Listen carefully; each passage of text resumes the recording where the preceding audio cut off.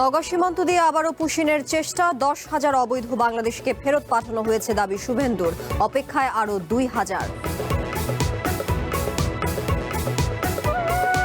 বাণিজ্য ঘাটতি মেটাতে চায়নার বিনিয়োগ গুরুত্বপূর্ণ বলছেন বিশ্লেষকরা। শি জিনপিং এর সাথে তারেক রহমানের বৈঠক শুক্রবার। আইসিটি আইনের বৈধতা চ্যালেঞ্জ করে রিট, 18 অ্যাটর্নির পদত্যাগকে রাজনৈতিক উদ্দেশ্য প্রণীত বলছেন এক আইনজীবী।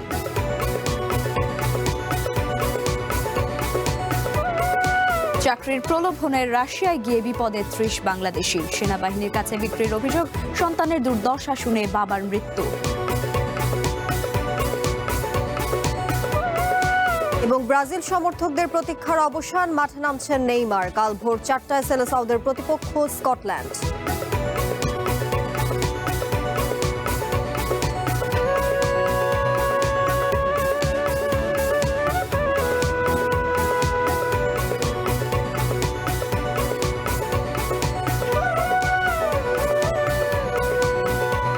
স্বাগত সন্ধ্যার বুলেটিনে, আমি লাইবা জান্নাত এবং আমি তানিয়া হারুন। শুনছিলেন শিরোনাম, এবারে বিস্তারিত। নওগাঁর সাপাহার সীমান্ত দিয়ে নারী ও শিশু সহ 9 জনকে পুশিনের চেষ্টা করেছে ভারতীয় সীমান্তরক্ষী বাহিনী বিএসএফ।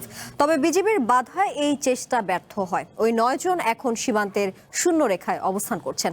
সকালে নওগাঁ 16 বিজিবির বিজ্ঞপ্তিতে জানানো হয়, ভোর 4টার দিকে 9 জনকে পুশিনের চেষ্টা করে বিএসএফ। পরিস্থিতি নিয়ন্ত্রণে সেখানে বিজিবির অতিরিক্ত সদস্য মোতায়েন করা হয়েছে। স্থানীয় জনগণের সহায়তায় নজরদারি জোরদার করা হয়েছে।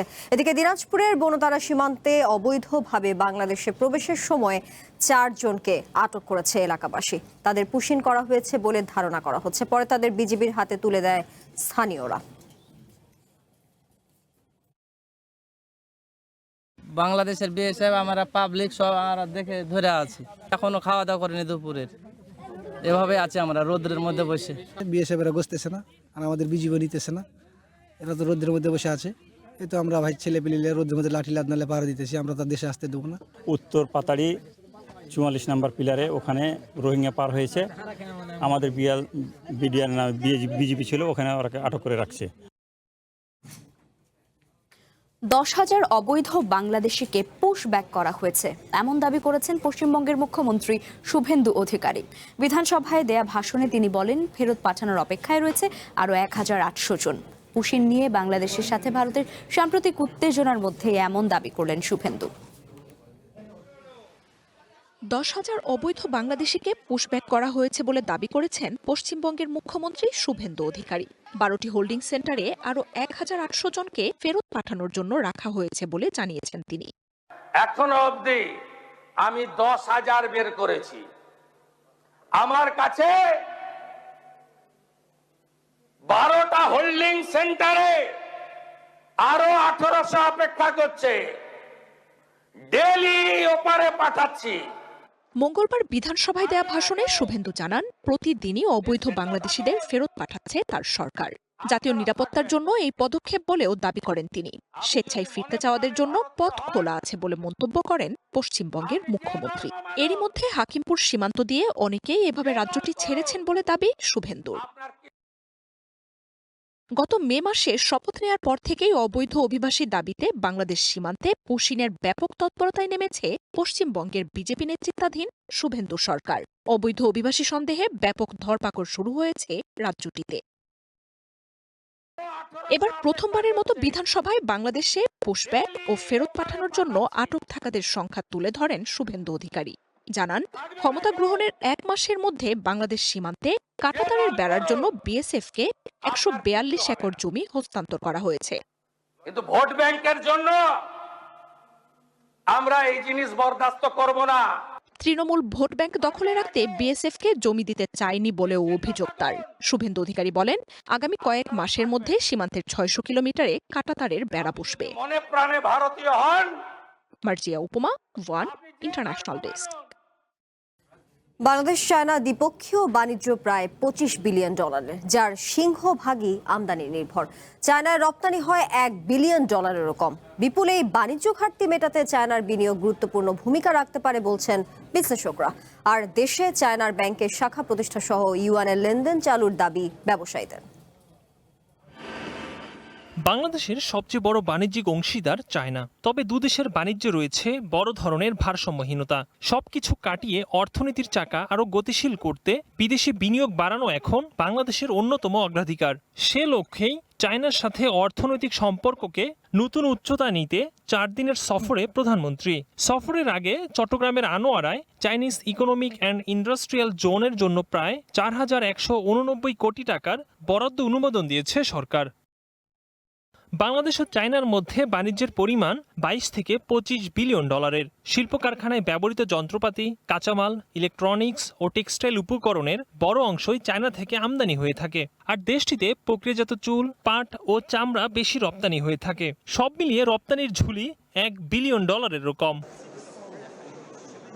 প্রধানমন্ত্রীর সফরে বাংলাদেশ ও চায়নার মধ্যে 15 থেকে 17টি সমঝোতা স্মারক চুক্তি ও কর্মপরিকল্পনা সই হওয়ার সম্ভাবনা রয়েছে। ব্যবসায়ীরা বলছেন, দুদেশের মধ্যে বিপুল বাণিজ্য হলেও কোনো চীনা ব্যাংকের শাখা নেই। সুযোগ রাখা হয়নি ইউয়ানে লেনদেনেরও। বিনিয়োগ বাণিজ্যের এই বাধা দূর করার দাবি জানান তারা। আমাদের সব এখন ডলারে এলসি করতে হচ্ছে। আমরা কেন চাইনিজ মানিতে করতে পারি না? ব্যাংক কেন হচ্ছে না? চীন যদি আজকে এখানে আপনার ব্যবসা একটা ব্যাংক উদ্বোধন করে সেখানে যে সে পুঁজিটা নিয়ে আসবে, এখন যে আমাদের ব্যাংকের যে পুঁজি ক্রাইসিস, ফান্ড ক্রাইসিস, তারা ফাইন্যান্স করতে পারতেছে না।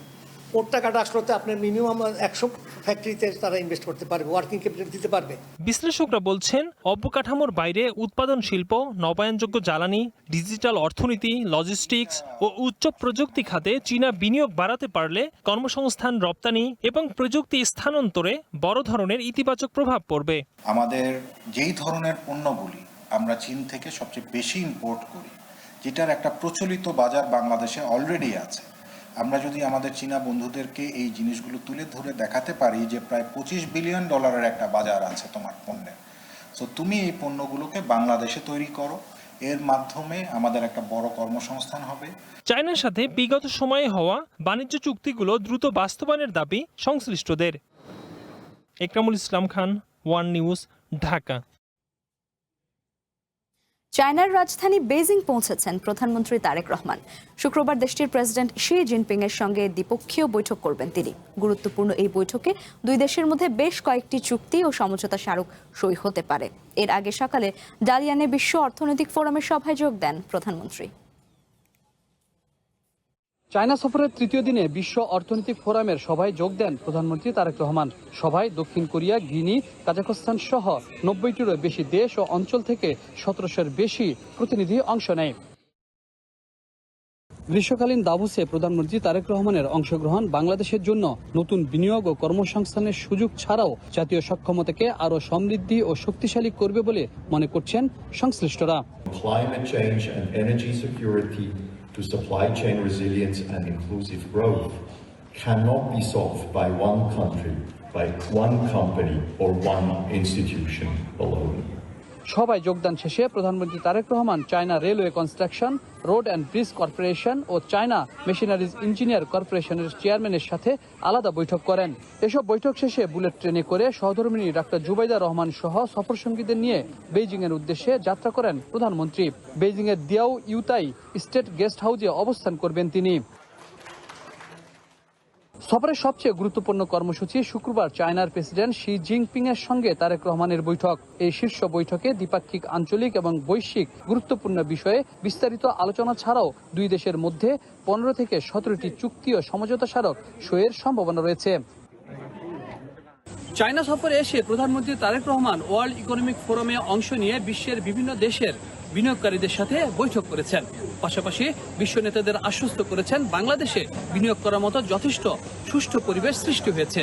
তবে চায়নার প্রেসিডেন্ট শি জিনপিং এর সাথে বৈঠকের পরই বোঝা যাবে প্রধানমন্ত্রী তারেক রহমানের এই বৈঠকটি কতটা সফল হবে। Habib Rahman, one news, Beijing, China. প্রধানমন্ত্রী তারেক রহমানের চায়না সফরের সবশেষ তথ্য জানাতে সরাসরি যুক্ত হচ্ছেন সহকর্মী হাবিব রহমান। হাবিব, সকালে দালিয়ানে ওয়ার্ল্ড ইকোনমিক ফোরামে কোন কোন বিশ্ব নেতার সঙ্গে বৈঠক করেছেন প্রধানমন্ত্রী, আর সেই সঙ্গে জানতে চাই আগামীকাল বেইজিংয়ে তার কি কি কর্মসূচি রয়েছে?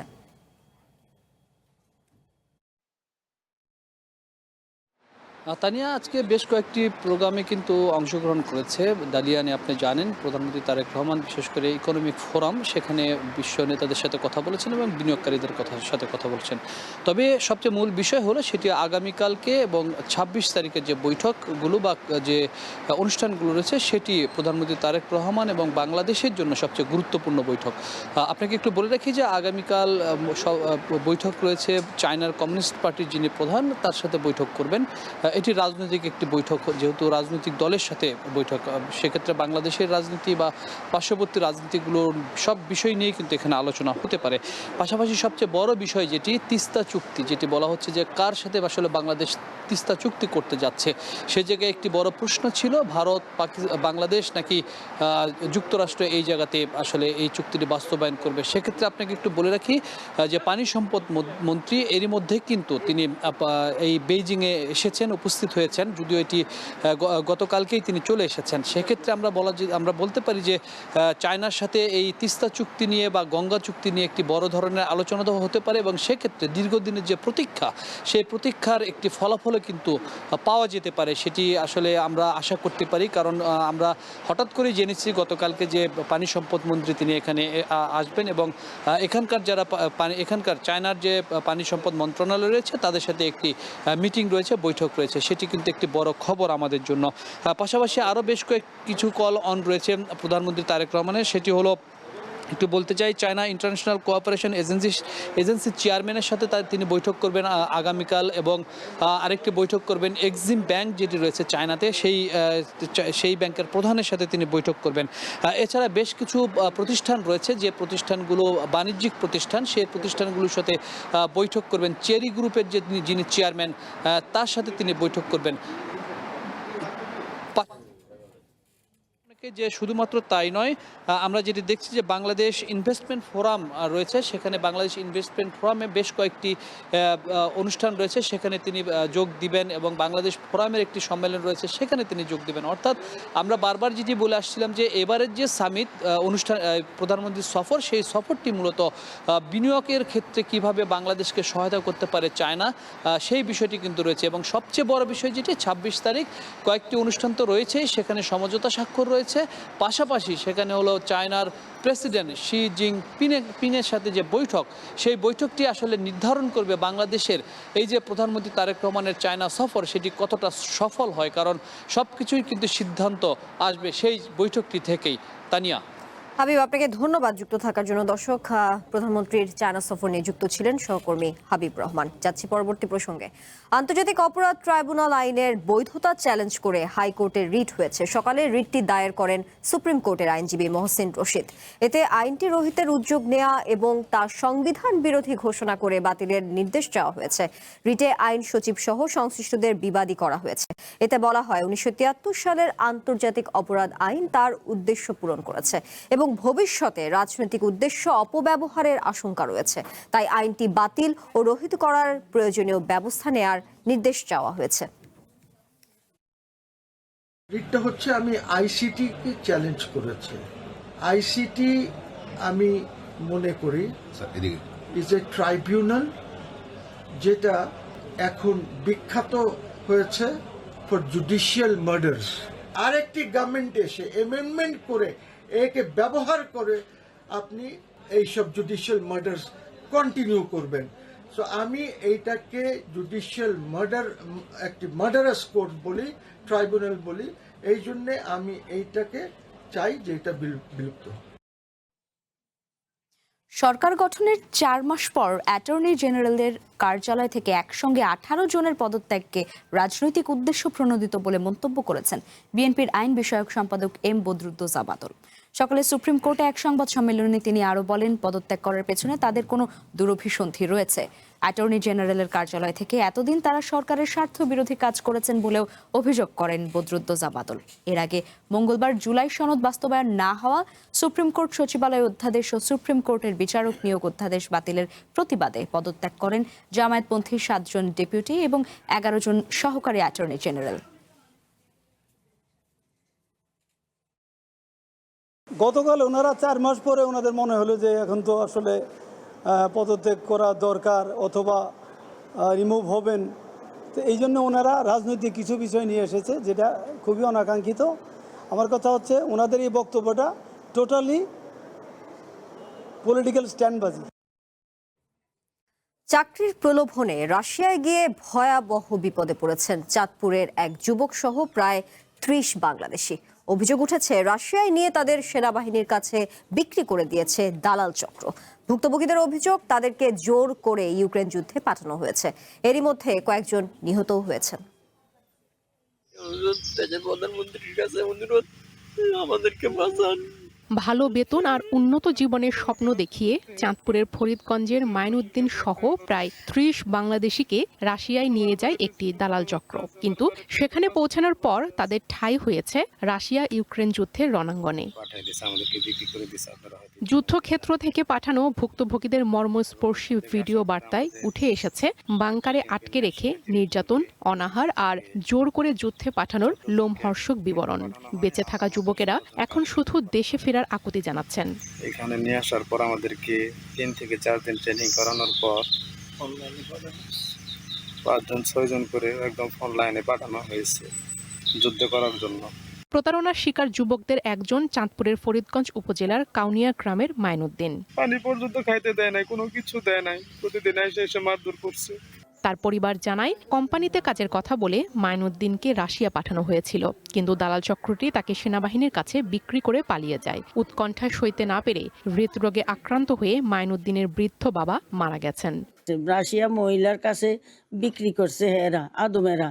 ওই মহিলা নিয়ে 30 লক্ষ টাকা নিয়ে বেচে নিয়ে ইয়াতে নিয়ে মস্কোতে নিয়ে। আমার কিছু লাগতো না, আমার বুকে ছেলে আমার বুকে না দেব, আমার কিছুই নাই। আমি সুদে টাকা নিয়ে আমি এই ঋণ কিভাবে দিব আমি জানি না।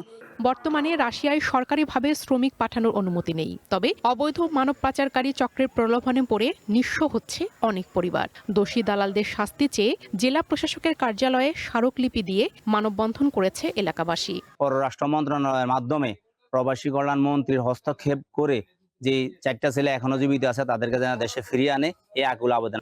বিষয়টি নিয়ে ইতোমধ্যে কাজ শুরু করেছে স্থানীয় প্রশাসন। যে পরিবারটা ছিল, পরিবারটা অলরেডি আমাদের কাছে আবেদন করেছে। আমরা আবেদনটি জেলা প্রশাসক স্যারের মাধ্যমে আমরা পররাষ্ট্র মন্ত্রণালয়ে পাঠাবো এবং যত দ্রুত সম্ভব ওনাকে ফিরিয়ে নেওয়ার ব্যবস্থা গ্রহণ করবো এবং যে দালাল চক্রটি যারা জড়িত আছে তারা যাতে আইনের মধ্যে যাতে চলে আসতে পারে, তাদের গ্রেপ্তার করতে পারে, সেই বিষয়ে আমরা ব্যবস্থা গ্রহণ করবো।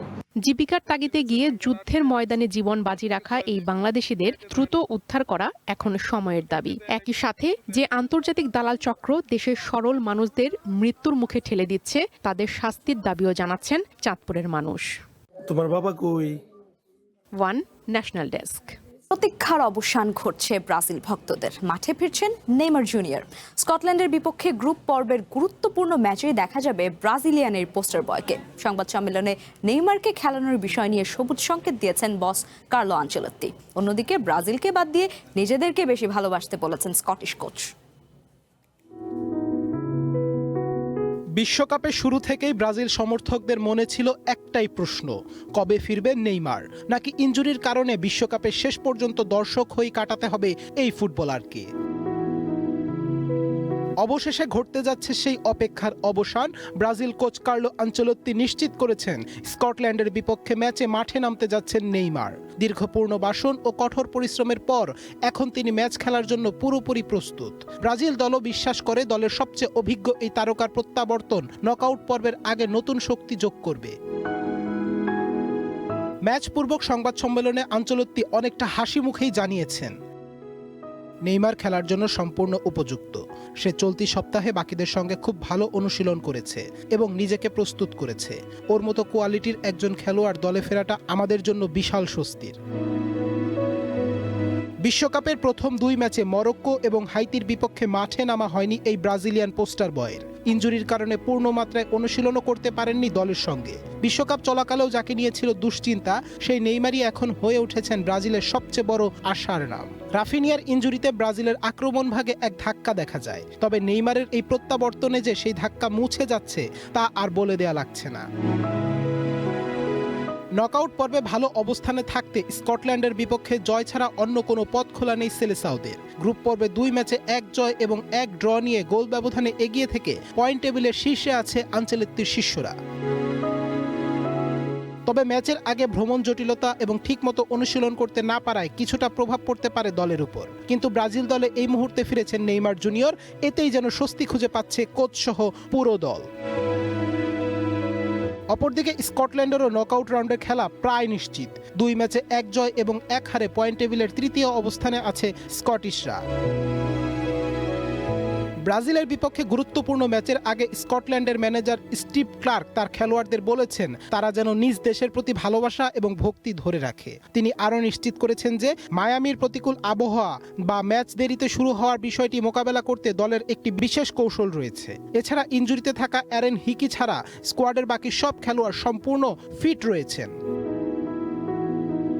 সব মিলিয়ে নেইমারের প্রত্যাবর্তনে ব্রাজিল দলে এসেছে বাড়তি আত্মবিশ্বাস। দীর্ঘ অপেক্ষার পর মাঠে ফেরা এই তারকা শুধু আক্রমণ ভাগেই নয়, পুরো দলের মানসিক শক্তিতেও বড় প্রভাব ফেলতে পারেন বলে মনে করছেন বিশ্লেষকরা।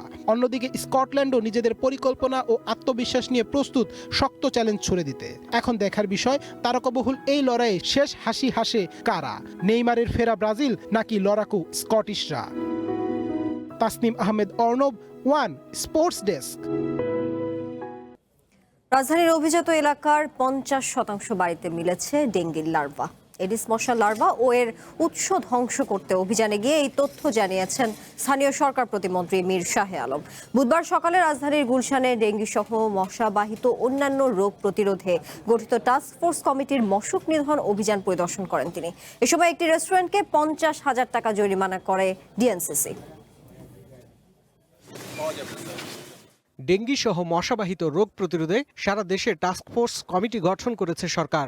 এলাকা ভিত্তিক অভিযান শুরু করেছে এই কমিটি। সকালে রাজধানীর গুলশানে অভিযানে নামে ঢাকা উত্তর সিটি কর্পোরেশন। এতে অংশ নেন স্থানীয় সরকার প্রতিমন্ত্রী। এটা গুলতে থাকবে, এখন যত লার্ভাগুলো হয় সেই লার্ভাগুলোকে ডিস্ট্রয় করে ফেলবে। গুলশানের 6টি বাড়ি পরিদর্শন করে ডিএনসিসি। এ সময় 3টি বাসাতে ডেঙ্গুর লার্ভা শনাক্ত করা হয়। পরে কর্মকর্তারা জানান ডেঙ্গি সংক্রমণের উচ্চ ঝুঁকিতে রয়েছে গুলশান বনানীর মতো অভিজাত এলাকাগুলো। তবে ডেঙ্গি প্রতিরোধ কার্যক্রমে এসব এলাকার বাসিন্দাদের সহযোগিতা না পাওয়ার অভিযোগও করেন তারা। 6টা বাড়ির মধ্যে আমরা 3টা বাড়িতে লার্ভা পেয়েছি এবং এটাই হচ্ছে নগরের অন্যান্য এলাকার চিত্র।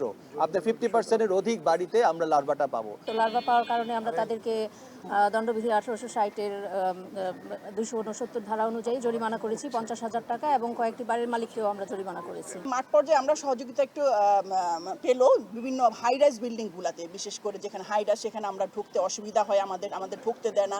ডেঙ্গি প্রতিরোধে বাসাবাড়ি ও আশপাশের পরিবেশ পরিষ্কার রাখা এবং সিটি কর্পোরেশনকে সহযোগিতার আহ্বান জানান স্থানীয় সরকার প্রতিমন্ত্রী। বলেন মানুষের সুরক্ষা নিশ্চিতে এই কার্যক্রম চলমান থাকবে। আর এরকম একটি অভিজাত এলাকায় যদি এরকম হয়, অনেক গুরুত্বপূর্ণ ব্যক্তি বা সাধারণ মানুষ আমাদের আক্রান্ত হওয়ার সম্ভাবনা থাকবে। এটা ঠিক অভিযান শব্দটা শুনতে খারাপ লাগে, এটা কার্যক্রম, জনসচেতনতা, জনসম্পৃক্ততা এবং অ্যাডিস মশার উৎসস্থলগুলি, সোর্সগুলি দূরীকরণের জন্য যে কার্যক্রম, এটা আমরা অব্যাহত রাখবো। এদিকে মশক নিধন অভিযান পরিদর্শনে গিয়ে গুলশানের একটি রেস্টুরেন্টকে 50,000 টাকা জরিমানা করেছে ডিএনসিসি। চয়েস নামে একটি রেস্টুরেন্টে লার্ভার উৎপত্তি স্থল পেয়েছি। শাহরিয়ার বাঁধন, ওয়ান নিউজ, ঢাকা। পার্শ্ববর্তী দেশের পানি বৈষম্যের কারণে নদীগুলো শুকিয়ে যাচ্ছে, এমন অভিযোগ করেছেন দুর্যোগ ব্যবস্থাপনা ও ত্রাণ মন্ত্রী আসাদুল হাবিব দুলু।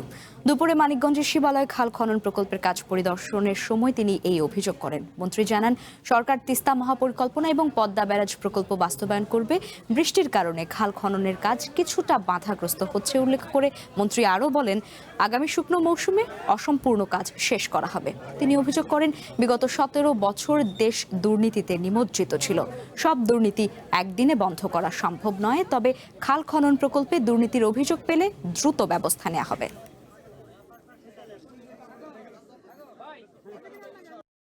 আর টানা বৃষ্টিতে দেশের উত্তর ও উত্তর পূর্বাঞ্চলের নদ নদীর পানি বাড়ছে। গাইবান্ধায় তিস্তার পানি বিপদসীমার উপরে। এছাড়া বেড়েছে যমুনা, ব্রহ্মপুত্র ও গাঘট নদীর পানি। কুড়িগ্রামের বিভিন্ন চর ও নিম্নাঞ্চল প্লাবিত হতে শুরু করেছে। অন্যদিকে লালমনিরহাটের তিস্তা ব্যারেজের ডালিয়া পয়েন্টে পানি বিপদসীমার খুব কাছাকাছি অবস্থান করছে। এভাবে পানি বৃদ্ধি অব্যাহত থাকলে বন্যা ও ভাঙনের ঝুঁকি বাড়ার আশঙ্কা করছেন স্থানীয়রা।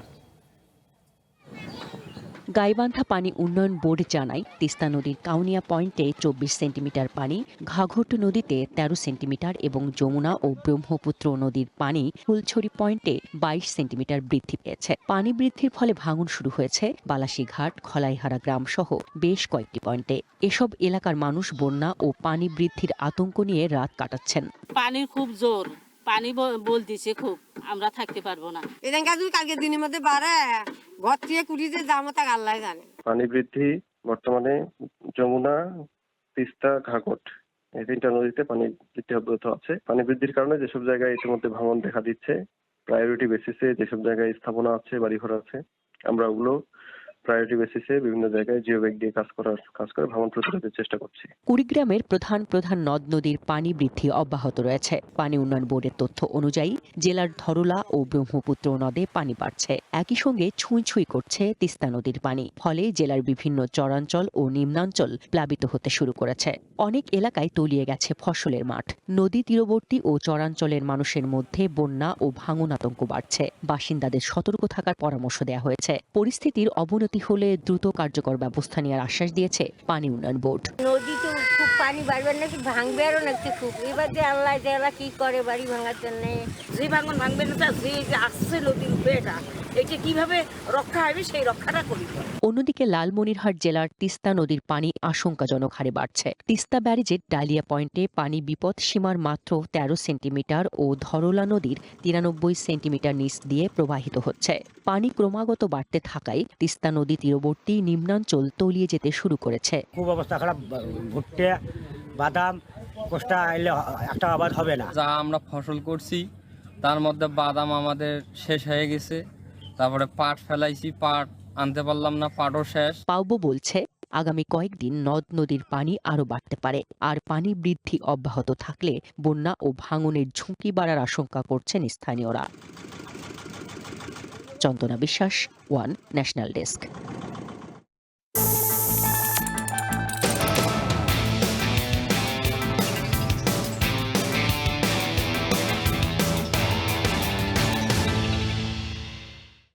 নতুন ব্যবসা শুরুর জন্য লাইসেন্স নেওয়া থেকে শুরু করে যন্ত্রপাতি আমদানি করতে সময় লাগে প্রায় 1 বছর। সরকার এই দীর্ঘ সময় কমিয়ে মাত্র 14 দিনে নামিয়ে আনবে, এমন প্রতিশ্রুতি দিয়েছেন বাণিজ্য ও শিল্পমন্ত্রী খন্দকার আব্দুল মুক্তাদির। রাজধানীতে এক অনুষ্ঠানে তিনি বলেন, আমদানি নির্ভর বিভিন্ন পণ্যের কৌশলগত রিজার্ভ নিশ্চিত করবে সরকার। ব্যবসায়ীদের পণ্য আমদানি লাইসেন্স পেতে সময় লাগে 360 দিন। এজন্য নানা বিড়ম্বনায় পড়তে হয় তাদের। এই সময় কমিয়ে মাত্র 14 দিনে নামিয়ে আনা হয়েছে। লাইসেন্সিং এর পুরো প্রক্রিয়া এখন সম্পূর্ণ হয় অনলাইনে। দুপুরে রাজধানীতে এক কর্মশালায় এমন তথ্য জানিয়েছেন বাণিজ্য মন্ত্রী খন্দকার আব্দুল মুক্তাদির। এসএমই ফাউন্ডেশনের আয়োজনে জাতীয় বাজেট 2026-27 এসএমই খাতের প্রত্যাশা ও প্রাপ্তি শীর্ষক কর্মশালায় মন্ত্রী বলেন, ব্যবসা সহজীকরণ ও বিনিয়োগ বান্ধব পরিবেশ করে তুলতে সরকার প্রশাসনিক জটিলতা কমানোর উদ্যোগ নিয়েছে। নতুন উদ্যোক্তা সৃষ্টি, মেন্টরশিপ, দক্ষতা উন্নয়ন, কেন্দ্রীয় উদ্যোক্তা ডাটাবেস প্রতিষ্ঠা এবং দেশি বিদেশি বাজারে প্রবেশের সহায়তা সহ নানা ধরনের উদ্যোগ গ্রহণ করা হয়েছে। এসব পদক্ষেপ আগামী দিনে এই খাতকে আরো প্রতিযোগিতামূলক করবে। মন্ত্রী জানান, ভোজ্য তেলের কৌশলগত মজুদ গড়ে তোলার কাজ চলছে। আমদানি নির্ভর পণ্যের বাজার স্থিতিশীল রাখা, সরবরাহ ব্যবস্থা নিয়ন্ত্রণ ও বাজার ব্যবস্থাপনায় শৃঙ্খলা ফিরিয়ে আনতে বিভিন্ন পদক্ষেপ বাস্তবায়ন করছে সরকার। যত দ্রুত সম্ভব আনইন্টারাপ্টেড এনার্জি সাপ্লাইয়ের ব্যবস্থা করা, যাতে ইতিমধ্যে ইনস্টল ফ্যাক্টরিগুলি তার পূর্ণ ক্ষমতায় চলতে পারে।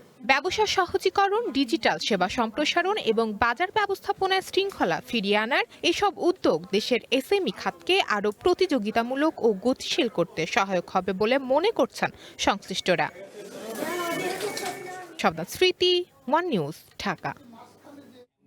দেশের ব্যাংক খাতে স্থিতিশীলতা ফিরিয়ে আনতে $45 কোটি অর্থায়নের অনুমোদন দিয়েছে বিশ্বব্যাংক। বাংলাদেশি মুদ্রায় এর পরিমাণ প্রায় 5,500 কোটি টাকা।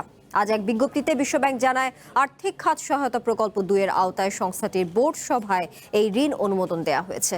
প্রকল্পটির মূল উদ্দেশ্য হল ক্ষুদ্র আমানতকারীদের সুরক্ষায় আমানত বীমার ব্যবস্থা জোরদার করা, পাশাপাশি বাংলাদেশ ব্যাংকের তদারকি সক্ষমতা ও ব্যবস্থা আরও শক্তিশালী করা। প্রকল্পটি ব্যাংক পুনর্গঠন ও রাষ্ট্রায়ত্ত ব্যাংক সংস্কারের ভিত্তি তৈরিতেও সহায়তা করবে বলে মনে করে বিশ্বব্যাংক। মার্কেন্টাইল ব্যাংকের ২৭তম বার্ষিক সাধারণ সভা অনুষ্ঠিত হয়েছে। বুধবার ব্যাংকের প্রধান কার্যালয় থেকে ভার্চুয়াল প্ল্যাটফর্মে অনুষ্ঠিত সভায় ২০২৫ সমাপ্ত বছরের ব্যালেন্স শিট অনুমোদন করা হয়। এতে সভাপতিত্ব করেন ব্যাংকের পরিচালনা পর্ষদের চেয়ারম্যান মোহাম্মদ আনোয়ারুল হক, আর স্বাগত বক্তব্য রাখেন ব্যবস্থাপনা পরিচালক মতিউল হাসান।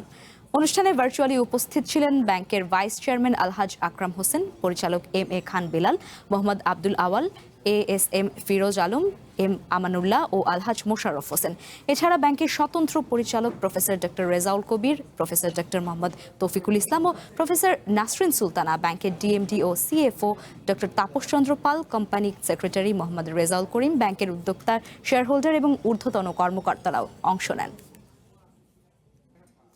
দেশের শিক্ষা ব্যবস্থা ধ্বংস করতে 10 বছর ধরে ষড়যন্ত্র চলছে, এমন মন্তব্য করেছেন শিক্ষামন্ত্রী এহসানুল হক মিলন। তিনি বলেন, নকল পাওয়া গেলে সংশ্লিষ্ট শিক্ষা প্রতিষ্ঠানের প্রধানকে আইনের আওতায় আনা হবে। এছাড়া প্রশ্নপত্র ফাঁস হলে জড়িত কাউকে ছাড় দেওয়া হবে না।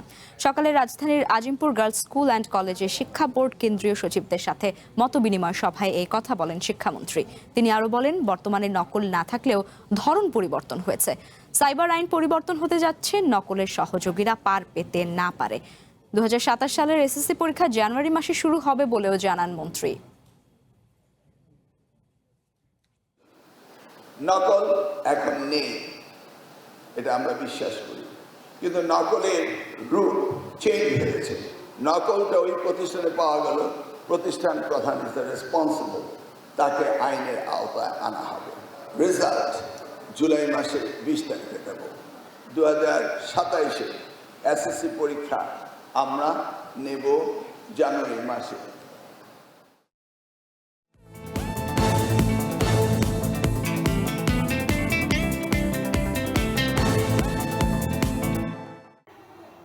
সারা দেশে হামের উপসর্গ নিয়ে আরও 3 শিশুর মৃত্যু হয়েছে। এই সময়ে হাম ও হামের উপসর্গ নিয়ে আক্রান্ত হয়েছে 1089টি শিশু। এ নিয়ে গত 15 মার্চ থেকে এখন পর্যন্ত সারা দেশে হামের উপসর্গ নিয়ে মৃত্যু হয়েছে মোট 596টি শিশুর। বিকেলে স্বাস্থ্য অধিদপ্তরের প্রতিবেদনে এ তথ্য জানানো হয়। দেশের 58টি জেলায় ছড়িয়েছে ডেঙ্গু জ্বর। এতে আক্রান্ত হয়ে আরও 2 জনের মৃত্যু হয়েছে।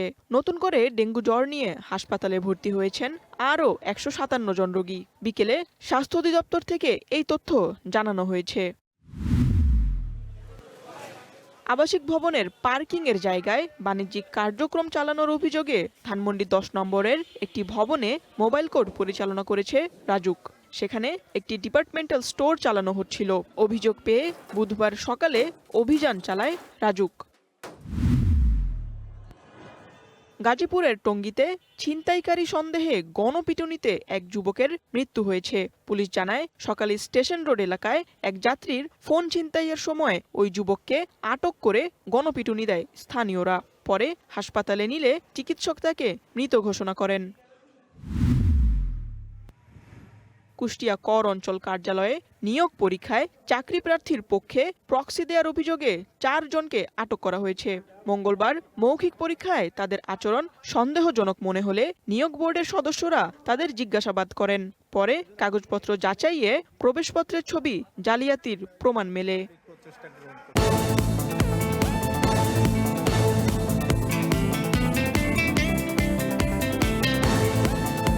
কলকাতার তারাতলা এলাকায় একটি নির্মাণাধীন গুদামের ছাদ ধসে পড়েছে। এতে 50 থেকে 60 জন শ্রমিক ধ্বংসস্তূপের নিচে আটকা পড়েছেন বলে আশঙ্কা করা হচ্ছে। জীবিত উদ্ধার করা হয়েছে 13 জনকে। তারাতলা ব্রিজের কাছে অবস্থিত নির্মাণাধীন 3তলা গোডাউনটির ছাদ ঢালাইয়ের সময় হঠাৎ ধসে পড়ে। প্রত্যক্ষদর্শীরা জানান, বিশাল আকারের লোহার বিম সহ পুরো কাঠামোর একটি অংশ ধসে পড়ে। এতে বহু শ্রমিক ধ্বংসস্তূপের নিচে চাপা পড়েছেন। দুর্ঘটনার পরপরই উদ্ধার কাজ শুরু করে স্থানীয় পুলিশ এবং ফায়ার সার্ভিস, দুর্যোগ ব্যবস্থাপনা বিভাগ সহ সবাই। এসএসকেএম হাসপাতালের ট্রমা কেয়ার সেন্টারে এখন পর্যন্ত 10 জন আহত শ্রমিককে ভর্তি করা হয়েছে।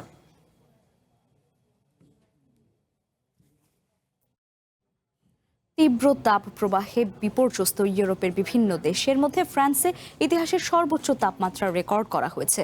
তীব্র দাবদাহ থেকে স্বস্তি পেতে পানিতে নেমে ডুবে মারা গেছেন অন্তত 40 জন। দেশটির 54টি অঞ্চলে জারি করা হয়েছে সর্বোচ্চ সতর্কতা। শুধু ফ্রান্সে নয়, ইটালি, জার্মানি ও স্পেনের পরিস্থিতিও বেশ ভয়াবহ।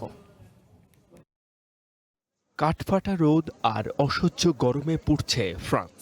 অবস্থা এতটাই বেগতিক যে দিনের বেলার পাশাপাশি রাতেও মিলছে না স্বস্তি। দেশটিতে রাতের সর্বোচ্চ তাপমাত্রা সব রেকর্ড ভেঙেছে। সোমবার রাতে গড় তাপমাত্রা ছিল 21.6 ডিগ্রি সেলসিয়াস, যা দেশটির ইতিহাসে উষ্ণতম রাত। এই তীব্র গরম থেকে বাঁচতে অনেকেই ছুটছেন নদী বা জলাশয়ে, আর তাতেই ঘটছে বড় বিপত্তি। গত কয়েকদিনে পানিতে ডুবে প্রাণ হারিয়েছেন প্রায় অর্ধশত মানুষ। পরিস্থিতি সামাল দিতে দেশটির 54টি অঞ্চলে সর্বোচ্চ সতর্কতা জারি করেছে দেশটির আবহাওয়া বিভাগ। প্যারিসের সিন নদীতে ডুবে মারা গেছে 13 বছরের এক কিশোরী। অন্যদিকে রোদে তপ্ত হয়ে ওঠা বন্ধ গাড়ির ভেতর থেকে উদ্ধার করা হয়েছে 2 শিশুর মরদেহ। এই অবস্থায় যেখানে সেখানে সাঁতার না কাটতে সতর্ক করেছেন সংশ্লিষ্টরা। গরমের এই চোখরাঙানি শুধু ফ্রান্সে নয়, পুরো ইউরোপ জুড়েই। ইটালির রোম আর মিলান সহ 15টি শহরে জারি করা হয়েছে রেড অ্যালার্ট। কৃষি ও নির্মাণ শ্রমিকদের বাঁচাতে তীব্র রোদের সময়ে কাজ বন্ধ রাখার জরুরি আইন করেছে ইটালি সরকার। জার্মানির রাইন নদী থেকেও উদ্ধার হয়েছে 3 জনের মরদেহ। স্পেনের শীতল এলাকা হিসেবে পরিচিত স্যান সেবাস্তিয়ানের তাপমাত্রাও ছুঁয়েছে 40 ডিগ্রি, আর ব্রিটেনের তাপমাত্রা 39 ডিগ্রি ছাড়ানোরও পূর্বাভাস দিয়েছে কর্তৃপক্ষ। হঠাৎ কেন এই মরুময় আবহাওয়া? জলবায়ু গবেষকরা বলছেন, ওমেগা ব্লক নামের এক বিশেষ আবহাওয়া পরিস্থিতির কারণে সাহারা মরুভূমি থেকে গরম বাতাস ধেয়ে আসছে ইউরোপের দিকে, আর জলবায়ু পরিবর্তনের ফলেই দিন দিন আরও ভয়ঙ্কর হয়ে উঠছে এই তাপপ্রবাহ। H M Ataullah, one international desk. গাছেরও প্রাণ আছে, তাদেরও আছে বেঁচে থাকার অধিকার। এবার আইনিভাবে গাছের অধিকারকে স্বীকৃতি দিল কানাডার একটি ছোট্ট শহর। গাছকে জীবন্ত প্রাণী হিসেবে ঘোষণা করেছে দেশটির কুইবেক প্রভিন্সের তেরাস-ভদ্রেল সিটি কাউন্সিল। কানাডার মন্ট্রিয়লের পশ্চিমে অবস্থিত ছোট্ট একটি শহর তেরাস-ভদ্রেল। মাত্র প্রায় 2000 মানুষের বাস এই শহরে। আয়তনে ছোট হলেও পরিবেশ রক্ষায় এক অনন্য এবং ঐতিহাসিক নজির গড়ল এই শহরটি। গাছকে শুধু জড় বস্তু বা সম্পদ না ভেবে তাদের দেয়া হলো বেঁচে থাকার আইনি অধিকার। সম্প্রতি গাছের অধিকার সংক্রান্ত আন্তর্জাতিক ঘোষণা বা universal declaration of the rights of the ট্রির পক্ষে একটি প্রস্তাব পাশ করে শহরটির কাউন্সিল। এই প্রস্তাব অনুযায়ী 3টি মূল বিষয়কে স্বীকৃতি দেয়া হয়েছে। গাছ একটি জীবন্ত সত্তা এবং মানবজাতির সাধারণ সম্পদ। পৃথিবীর অস্তিত্ব গাছের উপরই নির্ভরশীল, আর মানুষের উচিত গাছের সাথে পরম বন্ধু ও সহমর্মী হয়ে পাশে থাকা। তেরাস-ভদ্রেলই প্রথম শহর যা গাছকে এমন মর্যাদা দিল। কিন্তু কিভাবে এলো এই পরিবর্তন? শহরটির মেয়র মিশেল বুর্দো জানান, ফ্রান্সের নির্মাতা আদ্রে দেরোসের দেজার ব্রো এদেজার নামের একটি তথ্যচিত্র দেখার পর থেকেই স্থানীয় বাসিন্দাদের মধ্যে গাছকে নিয়ে আলোচনা শুরু হয়। মানুষ ভাবতে শুরু করে, গাছ কি শুধুই কেটে ফেলার বস্তু, নাকি তারও মানুষের মতো অধিকার থাকা উচিত। পরে স্থানীয় পরিবেশ কমিটির আবেদনের ভিত্তিতেই এই সিদ্ধান্ত নেয় কাউন্সিল। চলচ্চিত্র নির্মাতা দেরোসের মতে, মানুষ নিজেকে প্রকৃতির শাসক না ভেবে তার একটি অংশ মনে করা উচিত। তেরাস-ভদ্রেল শহরের এই পদক্ষেপ দেখে বিশ্বের আরও অনেক শহরই গাছ এবং প্রকৃতি রক্ষায় এভাবে এগিয়ে আসবে বলে মনে করছেন বিশ্লেষকরা। HM Ataullah, one international desk. সন্ধ্যার বুলেটিন শেষ করব, তবে যাবার আগে শিরোনামগুলো জানাবো আরো একবার। নওগাঁ সীমান্ত দিয়ে আবারও পুশিনের চেষ্টা। 10,000 অবৈধ বাংলাদেশিকে ফেরত পাঠানো হয়েছে, দাবি শুভেন্দুর। অপেক্ষায় আরও 2000। বাণিজ্য ঘাটতি মেটাতে চায়নার বিনিয়োগ গুরুত্বপূর্ণ বলছেন বিশ্লেষকরা। শি জিনপিং এর সাথে তারেক রহমানের বৈঠক শুক্রবার।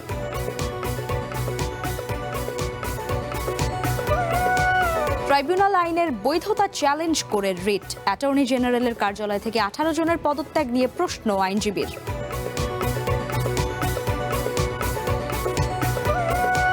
চাকরির প্রলোভনে রাশিয়ায় গিয়ে বিপদে 30 বাংলাদেশি, সেনাবাহিনীর কাছে বিক্রির অভিযোগ। সন্তানের দুর্দশা শুনে বাবার মৃত্যু।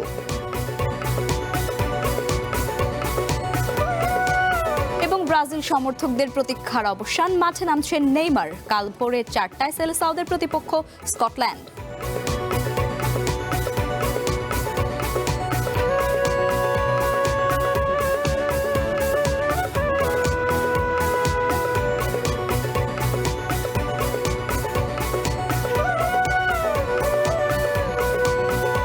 আর এই ছিল সন্ধ্যার বুলেটিনে। কিছুক্ষণ পর দেখবেন খেলার বুলেটিন। চ্যানেল ওয়ানের সাথে থাকুন, যুক্ত থাকুন আমাদের ফেসবুক পেজ এবং ইউটিউব চ্যানেলে।